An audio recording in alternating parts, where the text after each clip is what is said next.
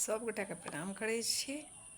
आइ हम सोमवारी व्रतके पूजाके विधान बताबै छी, कथा सेहो बतायब, तऽ अहाँ सब सुनू। तऽ सोमवारी जे छै से महिला ब्याहता जे छथि सेहो करै छथि आओर कुमारि जे छथि सेहो करै छथि। ई व्रत जे छै से शिव पार्वतीसँ सम्बन्धित छै। शिव पार्वती एकटा आदर्श दम्पति कहल जाइ छनि हुनका। तऽ महिला अपन सुखी आओर दीर्घायु जीवनके लेल ई व्रत करै छथि। ई व्रतमे महिला एक दिन पहिने नहाय खाइ छथिन, मतलब जे नहाके अरबा अरबाइन खाइ छथिन, वएह होइ छै नहाय खाय। तऽ एक दिन पहिने नहाय खाइ छथिन आओर प्रात भेने से केओ गोटा पूरा रातिओके फलाहारिए रहै छथि, नमक नहि खाइ छथि, आओर कतहु कतहु जे छै से रातिके एके साँझक व्रत होइ छै, रातिके अपन जे खाना होइ छै अरबे अपन खाना खा लै छथिन। केओ गोटा अनून करै छथि, केओ गोटा फलाहारी करै छथि, जिनका जे सामर्थ्य छनि, जिनका जेना कयल होइ छनि से ओ करै छथि। भोरके महिला नहा धोके दूबि खोँटि लै छथि, पियर फूल तोड़ि लै छथि, बेलपत्र तोड़ि लै छथि, कियाकि शिव पार्वतीके पूजा होइ छनि तऽ शिव तऽ बेलपत्रसँ बेसी प्रसन्न होइ छथिन। तऽ महिला लोकनि प्रसाद ओरिया लै छथि, जिनका जतेक रहै छनि विभव, 5 रङ्गके, 7 रङ्गके, 9 रङ्गके, 10 रङ्गके प्रसाद ओरिया लै छथि। आओर पीपर गाछक तऽरमे से वृक्षके पूजा सेहो भऽ जाइ छै, तऽ वृक्षके जाइ छथि ओतऽ पूजा करै लए। आओर रहिते छथिन 5-7 गोट महिला रहिते छथिन ओहिठमन। तऽ ओहिठमन 14 ठमन नैवेद्य दै छथिन, ओहिठमन गौड़ियो लऽ कऽ जाइ छथि, ओहिठमन गौड़ियोके पूजा करै छथिन, तऽ गौड़ीके अलगसँ सेहो नैवेद्य दै छथिन। आओर सोमवती सोमा धोबिनके नामसँ सेहो दै छथिन, नैवेद्य दै छथिन। तऽ 3 ठमन नैवेद्य दै छथिन। दूबि जे छै से चढ़ा दै छथिन भगवानके, वृक्षपर चढ़ा दै छथिन महादेव पार्वतीके नामसँ, आ प्रसादी उसरगि लै छथि। आ चारू काते गाछके चारू काते से विसर्जन करै छथि। से केना करै छथिन तऽ ई मन्त्र पढ़िके करै छथिन। कहै छथिन ओम असो अस्थ हुत भाग गोविन्दस्य सदा प्रिय अशेखं हरने पापे वृक्षराज नमस्तुते। ई जे मन्त्र छै से 3 बेर पढ़िके घुमै छथि, जल लऽ कऽ घुमिके आ फेर आगूमे से जतऽ पूजा केने रहै छथि ततऽ चढ़ा दै छथिन। फेर चारू काते घुमिके, मतलब 3 बेर से ई मन्त्र पढ़िके घुमै छथि। आओर फेर भगवानके विसर्जन कऽ कऽ फेर प्रसाद उठा लै छथि, घर आबि जाइ छथि। आओर ओ अपन पतिके, अपन बच्चाके, सब जतेक छथिन हुनकर नैवेद्य खाइवला तिनका सबके दै छथिन बाँटिके। आओर कनिक राखि लै छथि साँझके लेल, जखन ओ पारण करती तखन ओ व्रत लऽ कऽ से पारण करती। तऽ अहिना होइ छै। आओर ओकर कथा छै सेहो हम कहै छी।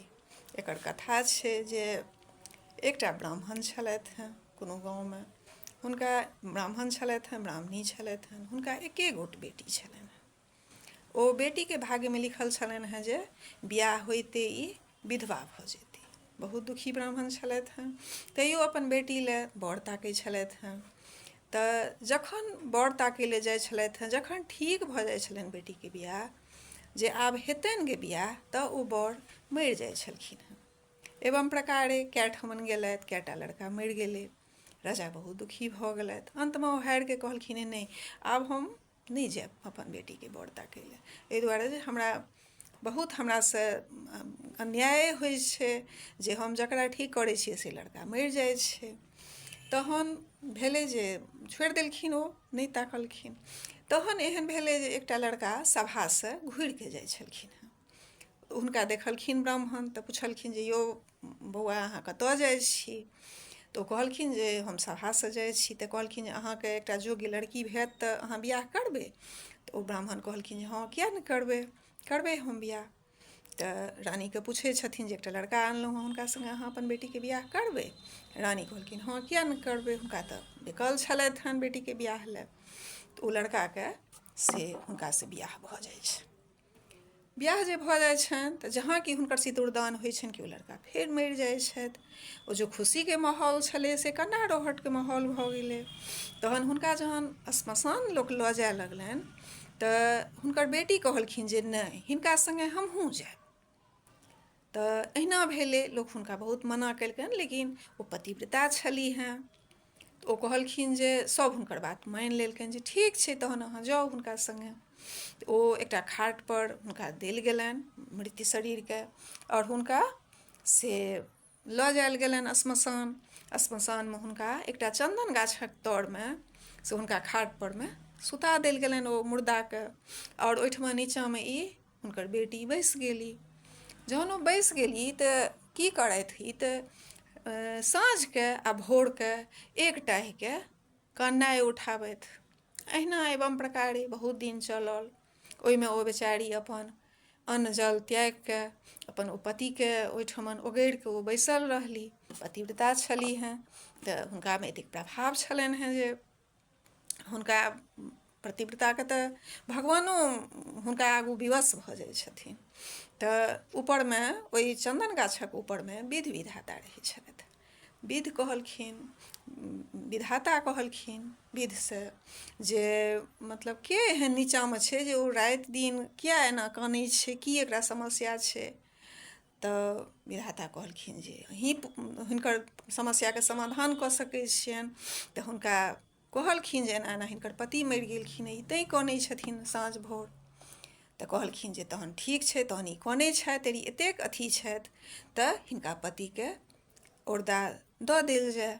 अहिना भेलै, ओ प्रगट भऽ गेलखिन, हुनकर बेटीसँ पुछलखिन सभ बात जे की अहाँके अछि बात। तऽ ओ सभटा बात कहै छथिन हुनका। तऽ हुनका ओ आशीर्वाद दै छथिन जे अहाँके पति फेरसँ जीवित भऽ जेतथि, तऽ अहाँ घरपर चलि जाउ।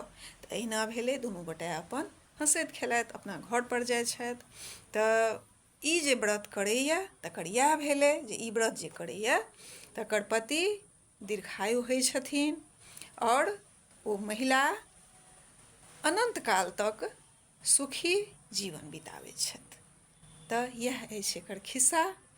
अहाँसभ ई खिस्सा सुनब। ओनाहु जहिया ई व्रत हैत तहिया यदि ई खिस्सा अहाँ सुनियो लेब कतहुसँ, चाहे हमहीँ जे कहै छियै इएह, चाहे कतहुसँ ई खिस्सा सुनि लेब, तऽ खिस्सा सुनलाके फल भऽ जायत सभके।